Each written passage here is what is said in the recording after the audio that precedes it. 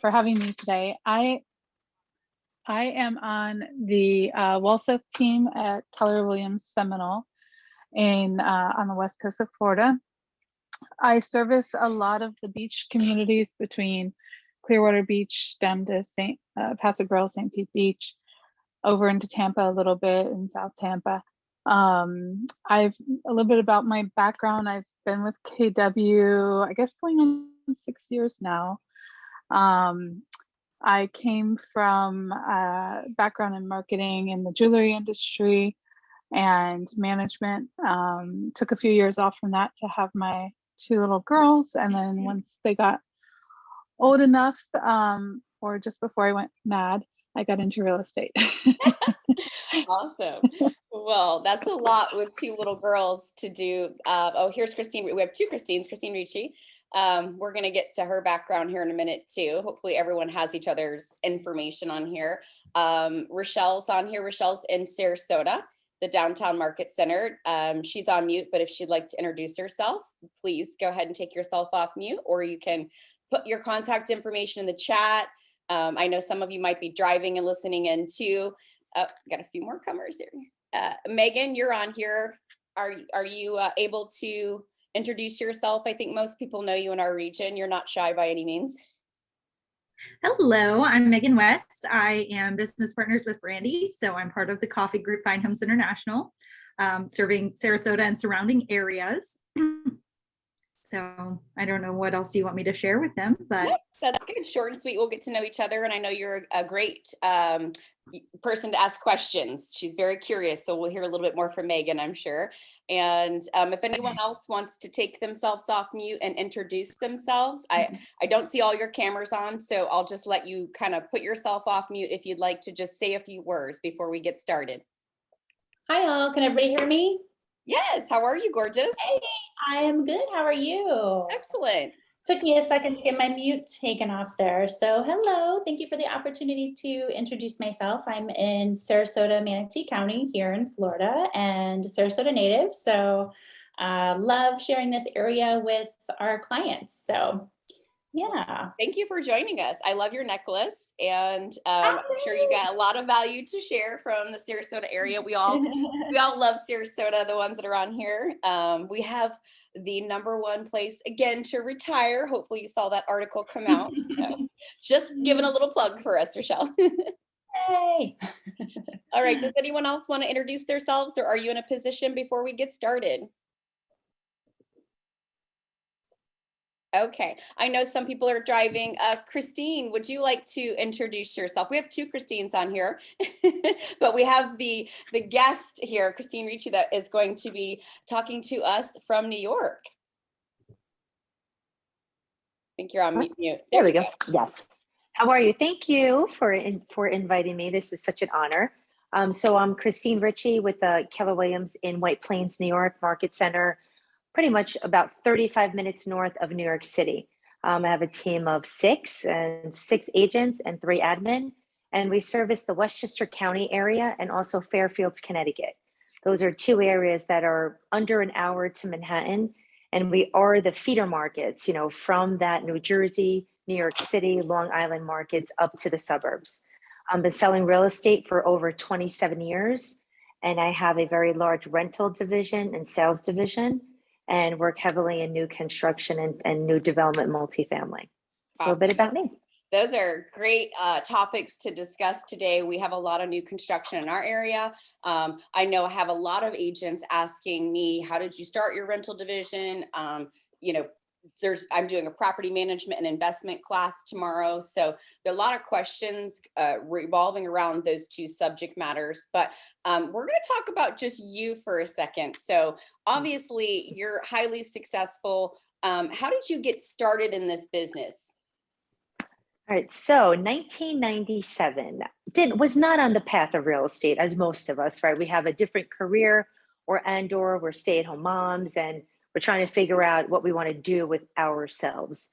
So I went to school to be a nurse. I was a stay-at-home mom. So I have that care, that empathy, that side of me that likes to nurture people.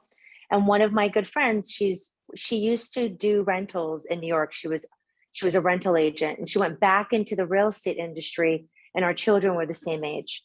And she said, you know, Christine, you have such a great side to you with people that you would be really great in real estate, and rentals are a really great way to make fast money, connect with people, and you're such a people person, and you don't have to wait, because in New York, guys, it takes 90 to 120 days to get paid. So not like Florida. So she goes, I even heard 6 months the other day to get approval with a place. So it's a different dynamic. Because it's a very attorney driven state. So we don't write our contracts, attorneys do. So she said, you can get paid very quickly. I was like, okay, you know, sounds interesting. Did not know the path it was going to lead me. And 2 years in, at that time, the World Wide Web was just launching. You know, remember the AOL and logging on and hearing that buzzing, like that's me. We had real estate books. We didn't have internet. We'd have to turn the pages and look through the MLS. So back in the day. So really it was so I got into real estate just leasing. So in New York, we have property management, but they're separate. Some people do leasing and property management, and others just do the brokerage side, which is what I do. And so we charge a percentage of the annual rent because New York does that. And so I would charge 12% of the annual rent for one rental. So if I was renting $1,000 studio, I was making $1,400. And sometimes it would take me 2 hours to do that. Not a bad hourly rate, right? Mm-hmm. But what I didn't know that ended up happening was those renters became those tenants became my buyers.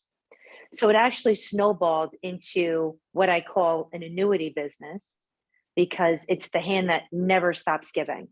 I'm still currently working with those landlords that own those multifamilies and you know, investment properties. I've helped them buy more of them, and then I re-rent them for them. So it's like this beautiful circle of giving. And it built an amazing database that I never had to really spend a lot of marketing dollars on. I did it always manual, of course, but I built it through renters, became my buyers, and then my buyers became my sellers again, and then they bought again through me, and it just became this annuity business. So I was making over $250,000, $300,000 a year just doing rentals, but I was a beast. Hold on.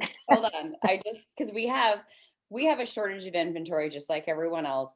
We do not get paid the same, okay, unless we're renting it for the actual owner. So if we find a rental for someone, it's a little different dynamic here. I think we all know that. And sometimes we do it just because of the client, especially with you know, some of the athletes that we handle on my team and celebrities. But I want you to repeat that number, that just on rentals, $200,000 to $250,000 a year. Yeah.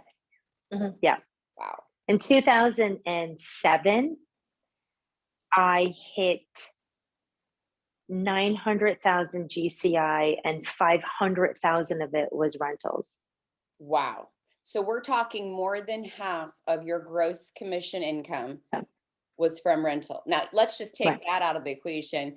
Just the fact that you were doing 900,000 in GCI that quickly, I think it takes people a long time. Now, and when did you end up starting your team? Because I think some people might be overwhelmed by these numbers. So I was in a smaller firm, ERA, which is, you know, a part of like Realogy. Started there because it was a very small, intimate company. I was there until 2006. Then 2006, I moved over to Keller Williams, and I've been with Keller Williams since. So I've been with KW for, 15 years.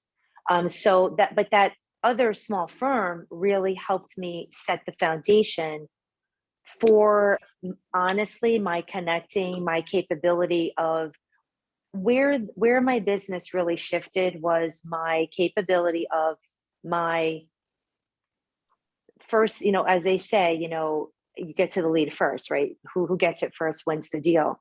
So I was my speed to the lead. I was very, very quick on my getting to the lead. The second part, my follow-up. And then I created a Siri. I was the Siri of my people. I was Siri before Siri was on our cell phones. I created such a place for my clients to come to me as their one-stop shop that I worked with a lot of international clients. So I worked with a lot of expats. There was one cold call. It was the year 2000. A cold call came into the office. I converted it. It was a consulting company that helped expats move across the world, and they did all the settling in services. From that one lead, I've made over $1 million. Wow. Okay. Well over. Going to Like write net. that down. One Yeah. lead, over $1 million. So you really have not only a concierge level of services, but you are a relocation specialist. And I Correct. think what I want a lot of people to hear here in the Florida area is, one, your feeder market is two of the places you named are in our top 5 for feeder markets. So we're friends for many reasons, but that's also how we got connected, is just knowing people going back and forth. So I think it's important for everyone to note the connections we have within Keller Williams Luxury, but also that because Florida is such a destination location, especially some of the specific areas like Sarasota and Cape Coral that came out in that same article 2 years in a row, #1 place to retire. I think it's important to understand how to help people relocate, and that you almost have to have a process for that within your team or someone that handles that. Yes. So that's so true. And the key thing there is that concierge level service, like relocation, is not the same as selling local. You really do not confuse those two things. They're not the same. When you are a relocation specialist and you understand mobility is moving across. It could be moving from Manhattan to Westchester. It's mobility. They've never crossed the bridge. They don't understand the neighborhoods. They don't know the integration of the towns. They don't understand the schools. They don't understand the villages, the recreation. They don't get it. I am that person that I created a relocation consultation with maps, and I have links to all of the places and all of the recreation. I put together a package. I have a consultation. I set up on the phone. I was doing phone consults even before they were consults. And I'm very map focused. So I break down the areas very strategically. I was very strategic in my area tours. So you really have to know how to break down your neighborhoods in a way to be that specialist. Because my clients would come in for 4 days and they had to find a home. Right. So it helped me improve my listening skills. It helped me improve my neighborhood skills. And I was the absolute expert. I went and visited all the schools, all the recreation departments. Like, I became a student of the market. And if you want to be that person that they trust in multiple areas, like, you have to be that person that goes educate yourself and be a student of your area. So you know the ins and outs of helping somebody make a decision. Nobody sits here and then they decide in a day, but I can help somebody buy a home from Europe on a weekend. I love that. So what I'm hearing is a lot of the stuff we hear all the time, but it's being reiterated by you now, is be the local economist of choice. And I have a few team members on here with the Coffey Group, and we have core values. So knowledge is the leading core value. Honesty, loyalty. It takes a lot of loyalty on both ends. You know, we practice buyer listings because some people, it might take them a while to relocate from across the globe or across the country. And I think it's important, like you said, to communicate, but you also have to have that trust. And I think it's very difficult to build trust without the knowledge. And I hear you talking about these phone consultations, and that was a real challenge for me, and not only on my team, but being a broker and OP, of training agents of how to do those buyer consultations over the phone. And Megan, actually, you even gave me a little pushback. My high eye on my team, she wanted that face-to-face, belly-to-belly. Was anyone else feeling like that on the call? Like, I want to see people and be in front of them? I see Rochelle shaking her hand. I mean, it was yeah. I'm also hi, Megan. I love high eyes. I'm a high eye. Oh, are you? Oh my goodness. Oh no, it's yeah. great. I'm an IS. I am not an ID. People think I'm an ID. I become a D when I know my stuff. When I know my information, I could drive and compete against any driver. Yeah. Knowing your information, student, love educating, and I love learning. And those two things together help me build up my confidence to be able to then be that expert to someone else. I think that S part does help you nurture and follow up. And with relocation, I think that's important. So It's so great to have so many different personalities that are able to work together, especially on like that team dynamic. But going back to that phone consultation, it's, to me, I always tell people it's so much easier with Zoom, right? We used to have to Skype if it was an international client, and it Mhm. didn't always work. And so I think all those phone skills really kind of helped some of the people that were in the business train agents that are newer to the business, even though they're highly successful. It was that kind of moment in their mind where they had to shift and go, I'm going to have to get on the Zoom and do the buyer consult on the Zoom, and it's okay. Yeah. Oh yeah. And I mean, I built an entire class in the last 5 years about connecting with people. And during COVID, I hired 5 agents remotely, never met them. And just recently I met one of them and I'm like, how are you? And they're like, we never met. I'm like, what are you talking about? So there is a way that you can absolutely connect, even if Zoom was not in play, which today obviously technology has helped us see people and be able to connect with our eyes. I would connect with them on the phone no matter what. It's your delivery of your words. It's your words, it's how you connect, it's reiterating what they said, confirming everything, like you're validating their conversations. So all of that builds trust.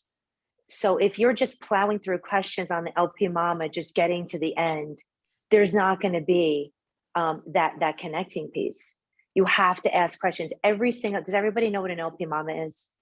So who wants, Megan does, who wants to come off mute and tell everyone what that acronym means? It's kind of our basic questions, but I think to your point, we have to dive in deeper when they're relocating from another area. So Rochelle, you took yourself off mute. Do you want to tell everyone what LP Mama is?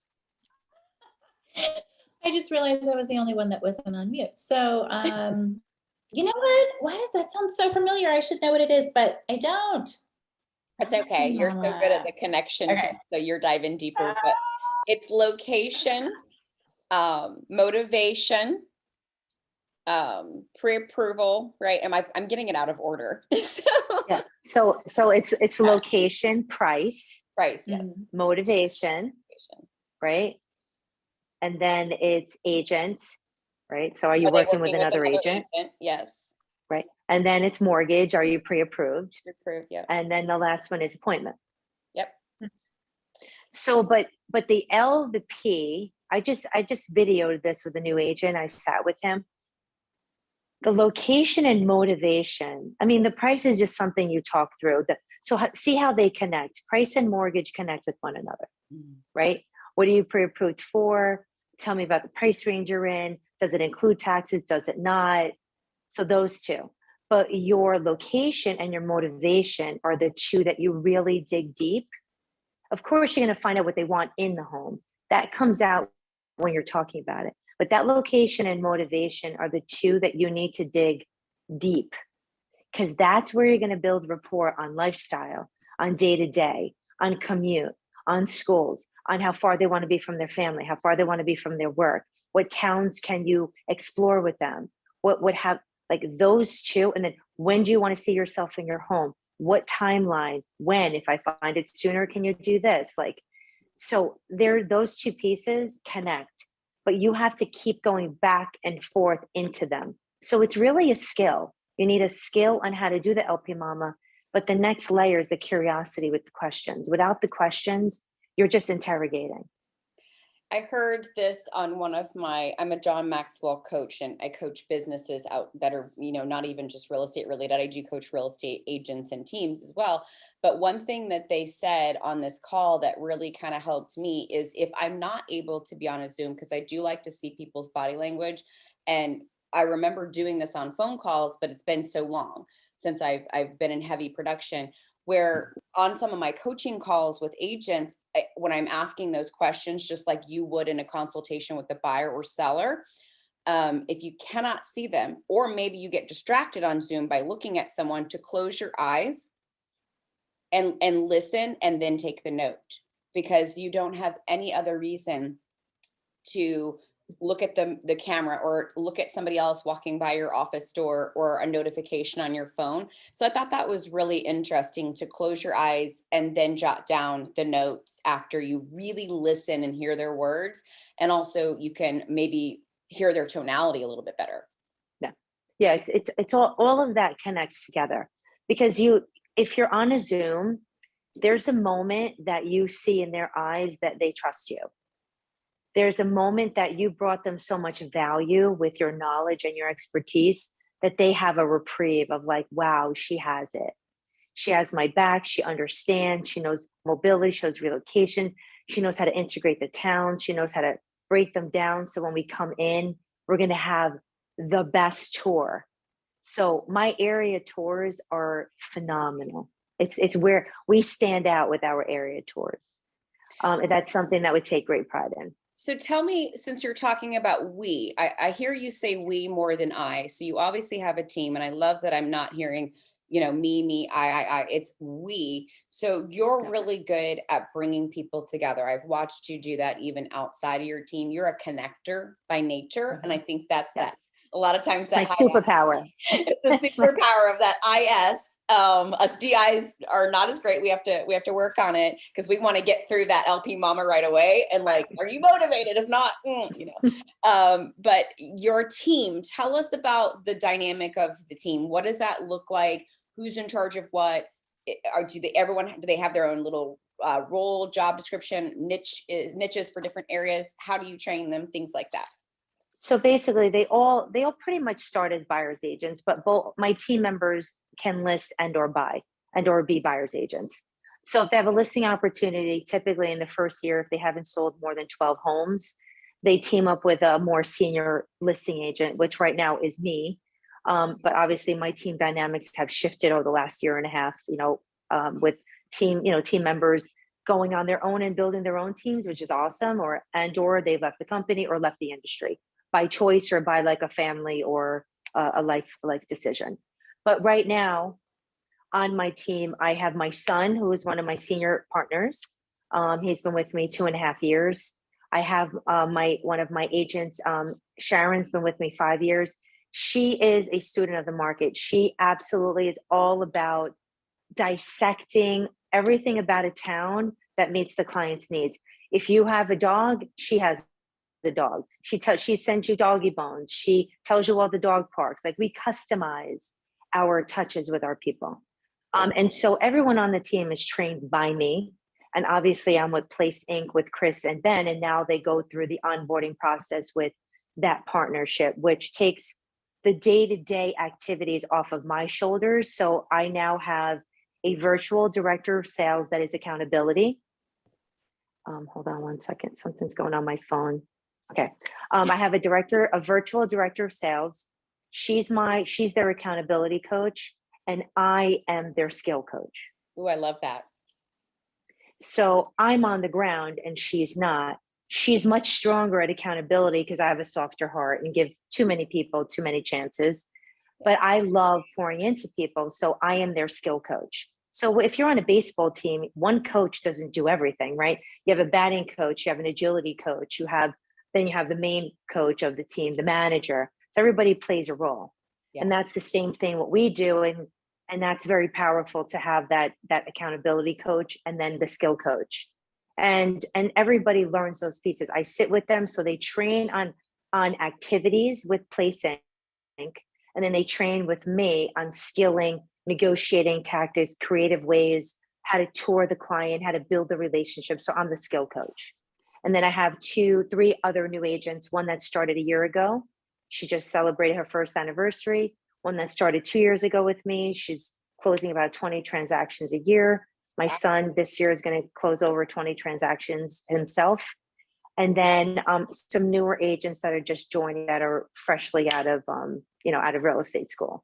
But we have the platform, the plug and play. They can, as long as they want to plug in, they will be great agents. And I guess, I've been trying to figure out what my mission is for agents. I know what my mission is for my clients and my company, but I really want to build the most skilled real estate professionals in the industry on the ground in my area. So everyone has a trust factor, and we're their fiduciaries and their go-to. I want to build series for clients. I think that's great. So my mission's been the same to keep it simple, because I like things to be very simplistic. So I've kept it the same for my agents in the 2 brokerages and the agents on my team and our clients. So my mission is to help increase the net worth of as many families as possible. So that's agents on my team, agents in the market center, a lot of coaching with the top 20%. We have productivity coaching as well for the newer or the mid-level agents. And then same thing with the clients. I really want them to have fun with real estate and have that monopoly board, and if they want several homes, vacation homes, great. Or maybe they want true investment homes. So we've kind of kept it easy for the team to be really clear on the mission, because that's the same mission for their clients. And it makes it easy for them to track their net worth and be accountable for their own income for their family. Because I always find when agents are taking home like net income, not the gross that everyone focuses on or the sales, but when they're truly taking home that net income that they've set their goal for, they're going to be more productive and more motivated, because it's going towards their family versus, oh gosh, I made a lot of sales, but now I don't have money to pay my taxes, or, I'm not monitoring my personal expenses the way I should. So I think modeling that for them has been like my accountability, where I have to be really mindful of how I spend my money too. And it's open book, so they can see, our financials with our firms, which is like, oh boy, I'm really going to be on my toes. Well, I mean, I think it's important that most people in this industry, they're not business people. They don't have a P&L. They don't know what their net profit is. They don't even know what that is, so this year has been a very, I've team members, in and out. It's a part of just COVID in general, people reevaluating their lives and seeing where they want to be or don't want to be. So there's been a lot of change, but I always look at change as growth. Like change is not negative. Like people leaving a team is not negative. Right. We're just naturally cleansing. I say naturally cleansing. Happens every year almost, even without COVID. And, and so my goal is to make sure that my agents are truly the most skilled in the industry. And I get emails and phone calls and text messages from senior agents, like literally agents that are like veterans, saying that, wow, my experience with Sharon or Fabio was like amazing. They're so good. They did this great. They did. And that to me is like, that is truly like, it really warms my heart that they're out there, trailblazing and delivering the legacy service that I've built. Yeah. And I think that or delivered to them. I think that's the scary part for some single agents that might be on this call. I'm going to ask you 3 more questions following this. And then don't worry, I'm going to open it up for questions for everyone on here so we can really, truly mastermind. And they have not given me their questions. So you're just going to get some questions from these great agents and they're going to get some good value. But I think the scary part for a single agent is, gosh, I do this so well. And, I remember this too, being a control freak forever. I never wanted to build a team. And I think that's a really good feeling when you can train someone so well that a top agent in your industry that that's a great friend that's either in your company or outside of your company says that they've delivered sometimes even better service with someone than you could have. I think that's really rewarding. And I think it kind of pushes leaders to keep going. So just inspiration if you're looking to buy a team build a team, or if you want to buy mine, no, I'm kidding. It's good to know that, you can find the talent that is going to do it at your level with the right training and the right expectations and standards, if not better than you. They might recreate something or refine what you've taught them. Yeah. I had that same block. I'm like, nobody could do it like me. Nobody could deliver it like me. My clients only want me. Like I went through that me phase until I had no more hours in the day and I was losing business and I was up like 36 hours in a day and I never slept. And that was not an option. So I eased into it. It took me a little bit. I started with a showing assistant. I had an assistant, but then I started with a showing assistant to ease me out. So that was the way that I was able to still, if you want to say, stay in control, because I was still in control of the negotiations of the outcome of the client and still connecting with them. But the key to doing that successfully, if anyone, is you have to be there for the consult, and you have to bring them in like a partner, not an agent. Yeah. They're my partner in real estate. So words are very important on how you deliver that to the client so they don't feel passed off. Yeah. And so that was, I happened to have a past client of mine who wanted to get her real estate license, and she's the most empathetic person I've ever met. So she had very high empathy, and she was very caring and nurturing, and that was similar to me. I felt very comfortable having her be their showing assistant. But I had to train her on her language. Christine and I spoke with Christine and I reviewed the homes. Christine and I talked about this. Yes, we spoke last night. Oh yes, Christine knows what's going on. So she had to integrate me into her conversation. So I had to train her how to do that well. Yeah. Because again, it's all about what they're hearing. It's not like, oh, Christine passed me and she's never in the picture again. Well, and I hear oh, she only came in to collect the commission. Right. No. I hear that with a lot of times when referral agents call me, they'll say, I'm scared to refer to a team, even though we have a small team. We don't have a big, massive team. And it's still, when they hear the word team, you have to be the person that takes that referral, and you have to reassure them and maybe a direct client that you're very engaged and you're very involved, and you're not just passing them off as a lead or a number. And I do like the use of the language partnership. I call Megan my partner all the time. So anyone on the team, but I've just been with her for the last 3.5 going on 4 years, where it's just repetitive and it's the same thing. I'm constantly in conversation with Megan. I'm talking to her throughout the day. And now I have an assistant that's been on the team for, almost a year. And it's the same thing. We're partners, she's licensed. And I just got that same feedback of when she went on a luxury list or a company appointment with another top agent who was in my brokerage. She said, wow, Carrie did a phenomenal job throughout this process with this, $2 million home. And she said, I hope my assistant can do the same. So now we're hiring her an assistant to train like a Carrie. So I think it's important just to share ideas and make sure, like you said, to introduce everyone as a business partner, because they truly are your business partner rather than my assistant or, my showing assistant. So, and it's the power of words. It's all your delivery of the words. You can talk a buyer off the ledge if you're using the right words. You can talk to a seller into different conversations if you have the right words. And so it's all communication and delivery of the message. And now, personally, I don't show homes at all. My son does all my showings now, and I'm just a negotiator and pretty much, but I'm involved and I'm copied and I'm integrated, but I don't have to be the one doing the heavy lifting. I love that. And soon, and soon I'll be out of that role, and now I'm moving them into listing partner role. Oh, that's exciting. Yeah. Okay, so 3 last questions, because I know everyone else wants to ask you questions, and we have about another 25 minutes left. So my next question is, what is your greatest fear? I'm going to be so honest right now. I have no fear of calling, sellers and buyers and all that. My biggest fear right now is calling high producing agents to join my team. Oh, I love that. Talent.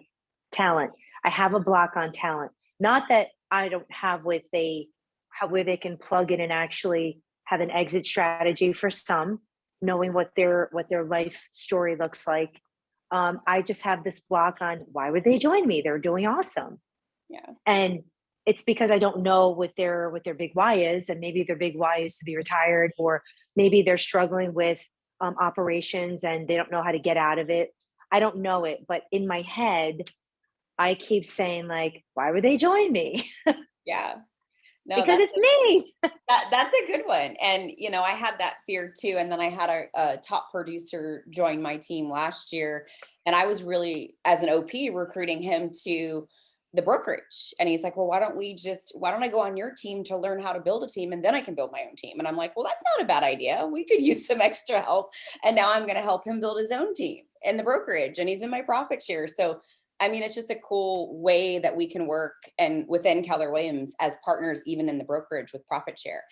So next question is, what is your greatest joy? Oh, my greatest joy is this. I love pouring into people, impacting people. It's just that's what really makes me smile. My joy is working with developers and developing people, but developing people more in the masses than one at a time. Because when I have an audience and I see the engagement and I see that my content and my stories are really impacting them, like that leaves a very warm, fuzzy feeling inside me that I'm making a difference. That's really important to me.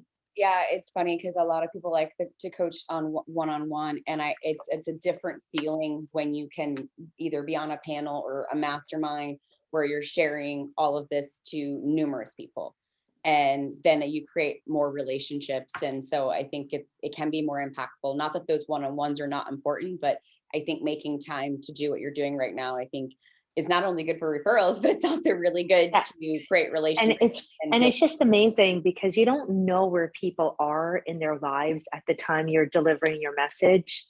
And I've been so impacted by so many amazing people in my life. You even, remember we were in which calls? Yeah, I keep forgetting.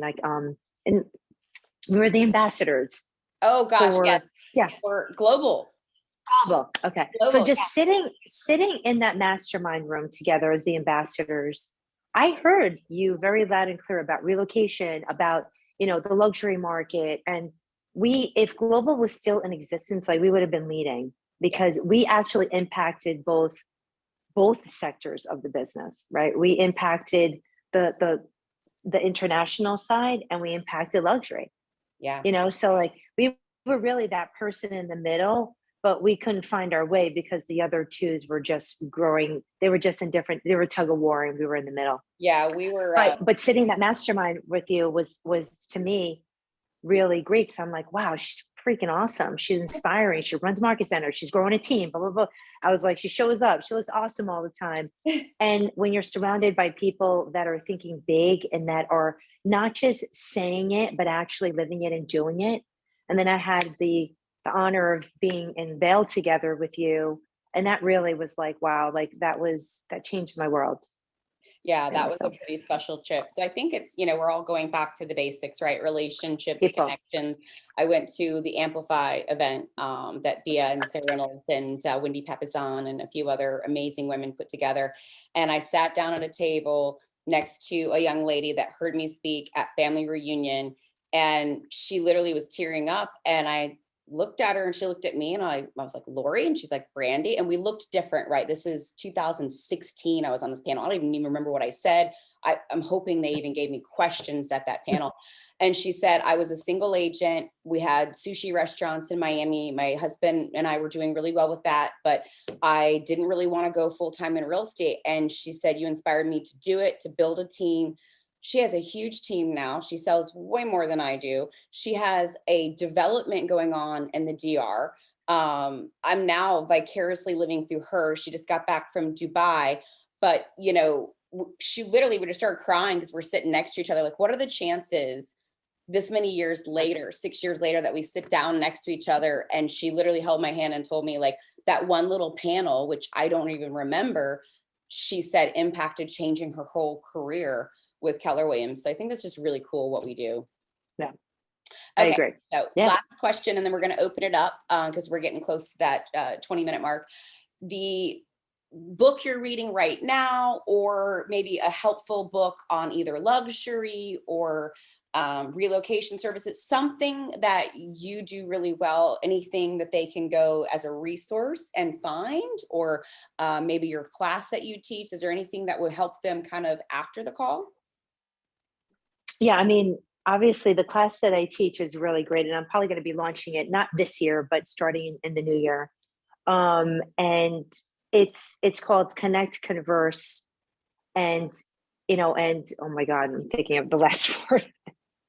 And it's really about connecting the words to people throughout the process, and it's not about just plowing through to get to the finish line.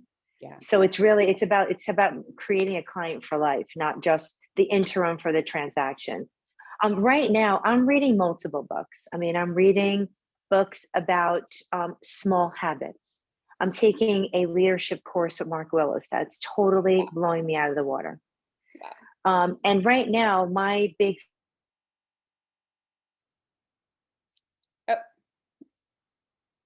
and I'm reading the Infinite Game. So I'm reading books that are about taking smaller bites into habits and taking smaller bites into life, because I'm very impatient. I use dating and connecting with real estate the same, because you're dating, right? You're dating, you want to get engaged, you want to marry them, but you still have to do the LP Mama, right? I still got to interview and still do all that. But it's interesting how I had a class that I took on relationships, on how to be a great partner on my personal side, because I'm much stronger professionally than I am personally. I spent more time professionally building that skill than personally. But there was an analogy, and then I'll tell you the one book that really has impacted me. I mean, really, I'm reading The Finite Game, like that to me is like one. And then one book that really changed my world, and it's not luxury, but it helps you understand life in the fast lane, which we always want to figure out. Oh, wow, I didn't grow up luxury. I did it. My parents were immigrants. I didn't grow up with Jordache and back in the day and Nikes. I didn't have any of that. But what I found was I took an interest in culture. So I just went into the luxury market differently. I went through learning about people's culture in the rental market, renting $15,000 a month homes that led me through to the luxury market. So I just had a different path, but I still had to understand people's cultures and where they came from and what was important. And then I added the concierge service to create the luxury. So I kind of went through more like the concierge service. You're so my heart talking about this. Yeah, I mean, but again, like it went. So the book Green Lights from Matthew McConaughey changed my world. It's a fabulous book about, he came from a very low income family. Yeah. I mean, he was in Texas, but if you read that book, it's phenomenal. Like, it really helped me understand that you can start here, but he persevered. He was relentless in doing what he needed to do to learn it. And then he kept at it, and he was resilient around it, but consistently doing something in what he loved doing. The book's awesome. My mom just gave me that book. So it's called Green Lights. And I'm always like, Mom, I don't have time to read this kind of stuff. And she's like, you're going to love it. So now I'm going to call my mom and thank her, because it went on my bookshelf, because I'm always reading the productivity and John Maxwell stuff for, leadership. So, okay, that's on my list. Thank you so much. You just it's so funny how you align yourself with people that have like similar core values and belief system, and everything you're saying is just, it resonates with me, always has. I'm going to open it up. So I have a couple questions in the chat. And then once we get through these, I will ask anyone to raise their hand or take themselves off mute. So Megan says, are you using video to convey that warm hospitality and tonality when you're unable to get someone on the phone immediately? I think you had mentioned Zoom, so I'm assuming that's yes. Yes. So definitely. I don't send out videos like of anything. At least I don't, but I do. If there's something that I find relevant, that's helpful, I do send it. Most of my appointments are either they're 90% are on Zooms. Okay. And everybody right now is so used to it. If they cannot be on the Zoom, because if I'm sometimes on the road, but I have my questions and my consultations so integrated into my DNA that they just get so much from it. But the power of the Zoom is that I have my map open. I created a cheat sheet for my commuters, for my trains from New York City to New York, from Westchester to New York. And then I have my MLS open. So when I have a consultation, I have those three things open, because then I share my screen and I show them how I break down the map, and I use it with like the little color code I could do. So I actually color on the screen with them. Yeah. And then I usually open up my commuter map to show them the commuting train timelines, because I broke it down into how many stops in Express to New York City. And then I have my MLS open, And I actually go through the entire searches together. But my questions are 99% around day-to-day lifestyle. I think for Florida, just to kind of give you a local perspective, and Rochelle, you're in Sarasota, we don't see each other as much as we used to, but the EDC is very strong. Our chamber, as you know, is very strong. So getting involved with the city and the county, even at RAISM, we had different city commissioners, county commissioners, and representatives from EDC. So going to those meetings, Megan, you were at the last one, and just getting those statistics, I was able to be in front of a commercial referral for a little over 10 million recently, and they wanted to offer on an apartment complex that Julie and I have under contract. She's on the team. We're closing on that Wednesday, Julie. But we were able to at least convert the referral client by, like Christine saying, giving them that local information about what's going on in the area. He said we were the most informative, sharing the map and talking about demographics and development and rental rates and things like that, because they were interested in multifamily or developing multifamily. Okay. Yeah. And Lori says, I am a single top producing agent. I want to know the first step in building a team. If your production is something you can handle and control, but you want to grow your business, I am the I can do it better gal. Megan West did answer for you, but I'll let you get your perspective too. Megan says, at Lori, check out team 1. And then career visioning and success through others, 30, 60, 90. I agree with you. We also had team wins yesterday. If you did not watch it, we can probably send you the recording. Any other tips, Christine? Basically the MREA has the map, right? We always tend to go to, let me hire a buyer agent first. I don't know the makeup of your business. Are you buyer heavy, listing heavy? But we always tend to go to where it's free. Hiring the wrong buyer's agent is not free, guys. It's actually a loss of business. Yeah. So you have to know where your business is. Where is your threshold of units that you can handle? I would hire assistant first, always, because the assistant takes very specific things off your day-to-day that allows you to do more business. And I'm assuming you guys have transaction management in your, again, I would have to really sit with you and happy too, just to see where you are in your business and who's in it and who's helping you with any kind of leverage that's built into this. I know some market centers have transaction management that you can pay for. I don't know where that is, but always assistant first. I learned that the hard way.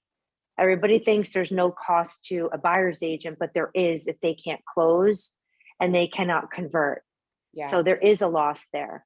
So admin always first, and just think about it. And I had this block.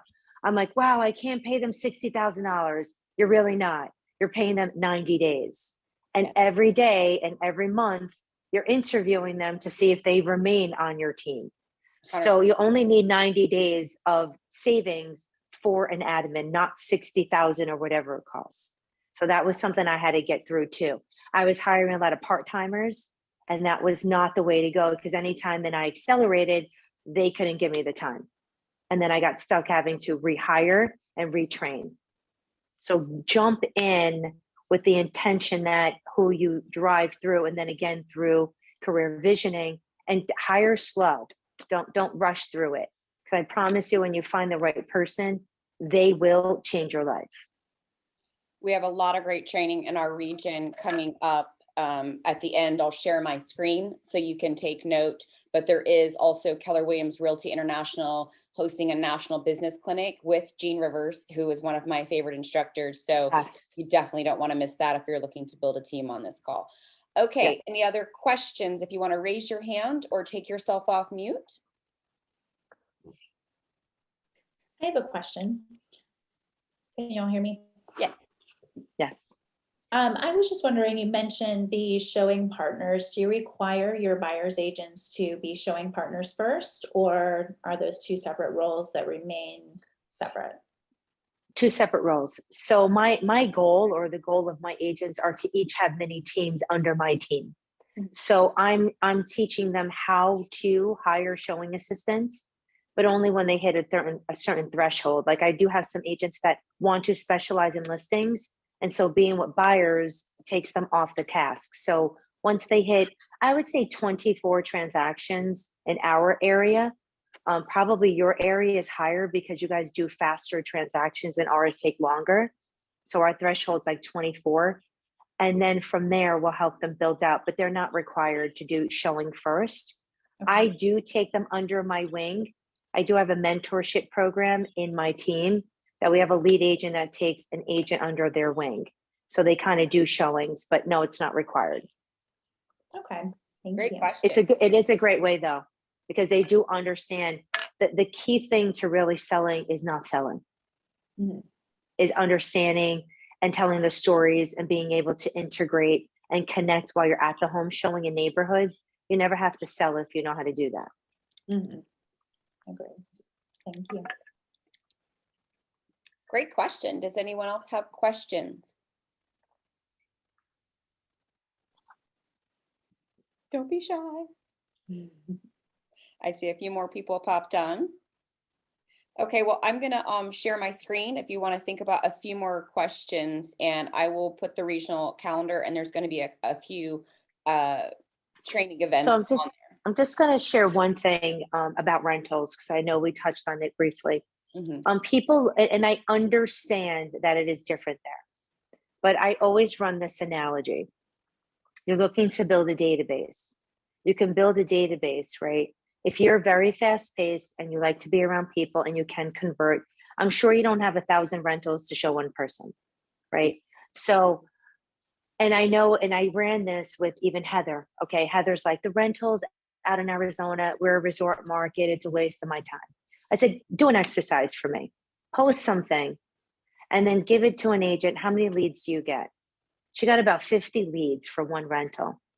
She had an agent that was willing to do the work, showed it. The girl made $600 in an hour. Wow. So show me, and I don't know, who makes $600 in an hour. Right. So when people say rentals don't work, it depends how you look at them. They do work, they work faster.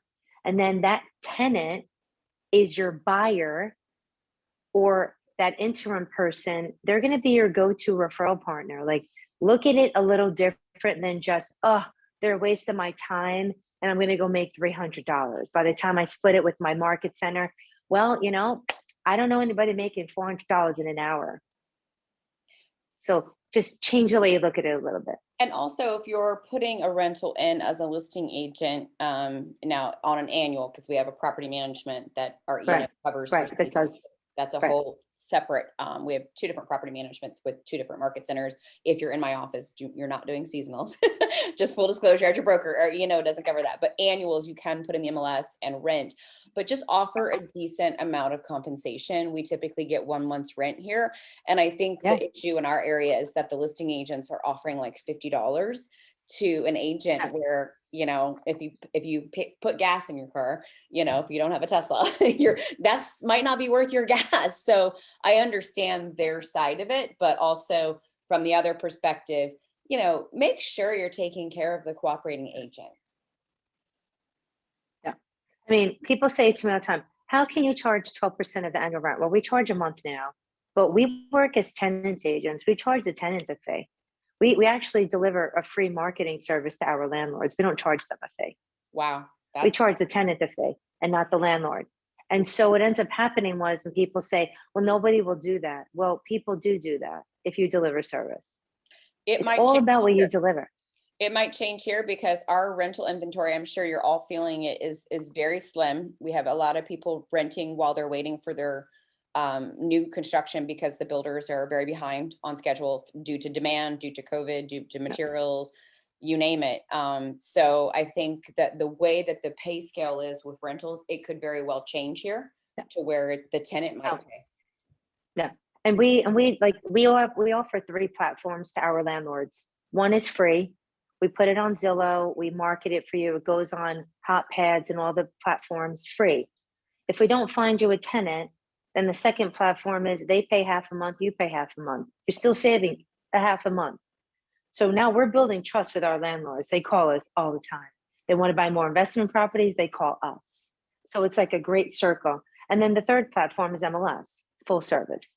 So we've been able to offer those 3 tiers, which has brought us tremendous value to our landlords the tenants can't get that property without us because we're the only exclusive agent. So they have to pay our fee to get it. Yeah. So it's a very interesting way. And people say you can't do it anywhere else. You can. You just have to believe you can do it, show the value of what you do. And then we do leases, we do the whole background check. We just deliver it right to the landlord. And they love us. And they love us and they keep hiring us. Still work with 50 of the same landlords from 21 years ago. They still call me. That's amazing. We do a spreadsheet where, you know, the agents in our office can see what's available. So they're not contacting the property manager to source it, but just what might be coming up with leases.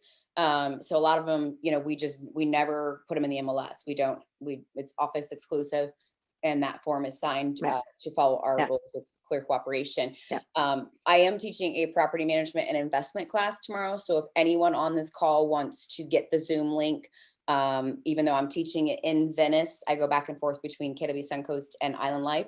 I'm happy to share that link with you. So if you want to put your email or your cell phone in the chat box, I'd be happy to share it with you. It's going to be a pretty extensive class on not only property management, but also investing in the different types of it. Yeah, I think rentals are a great way to build an amazing database. And also it helps you skill up because you're doing faster. They have a shorter need, quicker. And if you're not efficient and don't know, like you'll lose, but then you'll learn and then you'll win. So I believe I have a large, wide span of capability of coping skills because I had to really do it, very, very quickly and efficiently. So because rentals move so fast, you have to be great at what you do. So help me skill up. To end on this, we have 1 minute left. What I've heard, and please take yourself off mute if you heard a great aha, knowledge, you know, being that local economist of choice, knowing not only the different products to sell, but your location, what relocation people are going to need, the standards and services, your legacy is the people you empower and pour into, business partnerships versus employees, and just sharpening your skill. I think a lot of times, Megan, you say this on our role play is I'm going to sharpen my axe every day. You know, I'm never going to stop role playing it. And words that work is what we call it. Just like you said, Christine, it's the words and the message you convey. Anyone else have some ahas or something that stood out from what we talked about today? I actually want to share one thing that just came up. So I listened to Ben Kinney's, I love podcasts. I just love listening. I happened to listen to one of his and he was interviewing, and then I know we have to jump off. He was interviewing an introvert. He's the #1 salesperson and he's an introvert. Yeah. So on this podcast, he talked about how he lost his job working in the data office for a real estate company, and they closed the company, and he had to go out, and they challenged him to get a sales job. Well, he was frightened to pick up the phone. Like he wouldn't. So he went on YouTube and he figured out different ways on how to win in sales. In 6 weeks, he was the #1 salesperson, and he's an introvert and likes going home and being alone. And he said the 2 things that changed his life was curiosity, asking questions, that changed his whole sales. He goes, I never sell, I just ask questions. And the #2 that I love is learning how to tell stories. If you tell stories, it breaks the ice and trust is built. And if you ask a lot of questions and stay in curiosity, you never have to sell. Love it. And that's what I do. I actually was very shy when I first got into real estate. I was not who I am today. And I consider myself an ambivert. But I never wanted to not know something. And I always felt my self-esteem would drop when I didn't know. And that's why I went out and learned as much as I could. And that's where my D rises, because I'm knowledgeable. Yeah. But I'm really not a high D at all. I just love that you're talking about being an introvert, because I get this a lot. The #1 agent in our area is an introvert, and he's often misunderstood. And he's not even with KW, but we're not sure why. But it's just interesting how some of the top agents are introverts, and what we think and perceive as being a top agent is this DI, or a high I that's just chatty. And sometimes, and I'm one of them, that I've got to learn to shut my mouth and stop talking and literally ask questions. I tell agents when I'm coaching or training or mentoring them to put a question mark as a sticky note or something as a background of their computer. And it just constantly reminds them to ask questions versus telling and selling and having what we call commission breath. So as my gift to you, I will in January, it would be my pleasure to do a mini series of my class for you, for your market center. Yay. And then secondarily, I will send you that podcast that I'm just listening. It's actually a book of his. But I fell in love with this podcast because it really connected with me on where I had my fears and what I did to get where I am. And I love telling stories and I love asking questions. It changed my life. So you can take anything, is take that. I'm a huge Ben Kenny fan. I'm a huge you fan. So thank you so much. So, I appreciate you. Thank you for having me. And your time is I valuable. put my email in there. And again, so I will get on the calendar so we can do a mini series for you and whoever's on this call, if you wish, or your market center, you let me know for Perfect. January. I love it. Okay. So if anyone's Thank interested, you. email me. Yes. Have a great day, everyone. Yeah. Thank Okay. you. Thank you. Bye. All right. Bye-bye.